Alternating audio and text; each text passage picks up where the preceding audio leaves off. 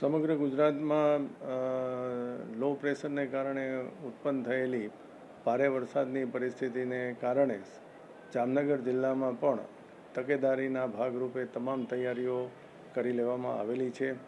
જામનગર જિલ્લાના તમામ સરકારી કર્મચારી અધિકારીઓની રજાઓ રદ કરી અને તેઓને હેડક્વાર્ટરમાં રહેવા માટેની સૂચનાઓ આપી દેવામાં આવેલી છે.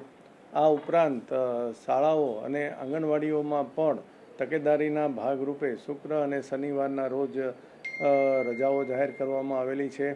જામનગર જિલ્લામાં તમામ તાલુકાઓમાં તેમજ જિલ્લા કક્ષાએ પણ 24/7 24/7 કંટ્રોલ રૂમ શરૂ કરવામાં આવેલા છે. આ ઉપરાંત ઇરિગેશન, હેલ્થ વગેરે ડિપાર્ટમેન્ટો દ્વારા પણ તેમના અલગથી કંટ્રોલ રૂમો શરૂ કરી દેવામાં આવેલા છે. જામનગર જિલ્લાના તમામ તાલુકાઓમાં વર્ગ 1ના અધિકારીને લાયઝન અધિકારી તરીકે નિમણૂક કરી દેવામાં આવેલી છે અને ગઈકાલ સાંજથી જ તેઓને તેમના લાયઝનના તાલુકાઓમાં જઈ અને પરિસ્થિતિની સમીક્ષા કરવા માટેની સૂચનાઓ આપવામાં આવેલી છે.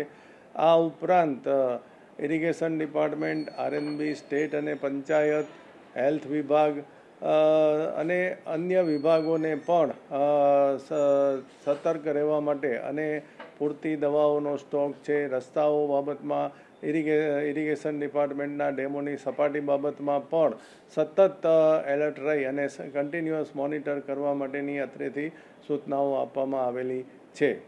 આ ઉપરાંત જામનગર જિલ્લામાં 12 જેટલી બોટો પણ તૈનાત રાખવામાં આવેલી છે, જેથી કરીને કોઈ પણ ઇમરજન્સી સિચ્યુએશનમાં આપણે જરૂરત પડે તો આ બોટોનો ઉપયોગ કરી શકાય. જામનગર મહાનગરપાલિકા અને તમામ નગરપાલિકાઓ અને ટીડીઓશ્રીઓને સૂચના આપવામાં આવેલી છે.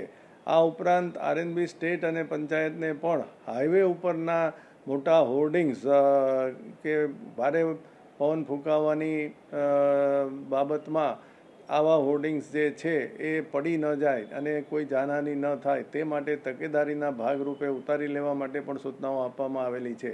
આ ઉપરાંત નગરપાલિકાઓ અને ગ્રામ્ય વિસ્તારોમાં પણ જર્જરિત વિસ્તારોમાં કોઈ આશ્રય ન લે તેવી પણ સૂચનાઓ આપવામાં આવેલી છે અને આવા ઘરોમાં રહેતા લોકોને પણ સુરક્ષિત સ્થળે શિફ્ટ કરવા માટે સંબંધિતોને સૂચના આપી દેવામાં આવેલી છે. આ ઉપરાંત નીચાણવાળા વિસ્તારોને પણ વહીવટીતંત્ર વતી હું અપીલ કરું છું કે તેઓ સુરક્ષિત સ્થળે શિફ્ટ થઈ જાય, જેથી કરીને પાણી ભરાવાના કિસ્સામાં કોઈપણ પ્રકારની જાનહાનિ આપણે નિવારી શકીએ. તમારા ઢોર, નાના તેમજ મોટા ઢોરોને જ્યારે ભારે વરસાદ પડે ત્યારે એમને બાંધેલા ન રાખતા છૂટા રાખવા પણ હું વહીવટીતંત્ર વતી જે પશુપાલકો છે એને હું અપીલ કરું છું, જેથી કરીને આ માણસોનું સ્થળાંતર થઈ જાય પરંતુ પશુઓ બાંધેલા હોવાના કારણે પશુ મૃત્યુની કોઈ પણ પ્રકારની ઘટના ન બને તે માટે પણ તકેદારી રાખવા માટે આપણે તમામે કટિબદ્ધ થવું પડશે. સમાજ સુરક્ષા વિભાગને વિકલાંગોની પણ યાદી તૈયાર કરી અને ભારે વરસાદના કિસ્સામાં પ્રોએક્ટિવલી તેમને ફોન કરી અને તેમની પરિસ્થિતિ જાણવા માટેની સૂચનાઓ આપેલી છે. આ ઉપરાંત જિલ્લા વહીવટીતંત્ર વતી હું જામનગર શહેર અને ગ્રામ્યના નાગરિકોને અપીલ કરું છું કે હાલની આ ભારે વરસાદની પરિસ્થિતિમાં આપણે સૌ સંયુક્ત રીતે એનો સામનો કરીએ, બિનજરૂરી મુસાફરી ટાળીએ, મુસાફરી પહેલાં ટ્રાફિકની સ્થિતિ તપાસી અને પછી જ આપણે ઘરેથી આપણે જે સ્થળે જવું હોય એના માટેની મુસાફરી શરૂ કરીએ. પાણી ભરાયેલા રસ્તા પરથી કોઈપણ સંજોગોમાં વાહન સાથે કે ચાલીને પસાર થવાની આપણે કોશિશ ન કરીએ. નદી, નાળા અને પાણીના સ્ત્રોતોથી દૂર રહીએ. તળાવ કે કોઈપણ આવા પાણીના સ્ત્રોતમાં નાહવા માટે નાના બાળકોથી માંડીને મોટા લોકો બને ત્યાં સુધી ન પડે. જોખમી સ્થળોએ આશરો ન લઈએ.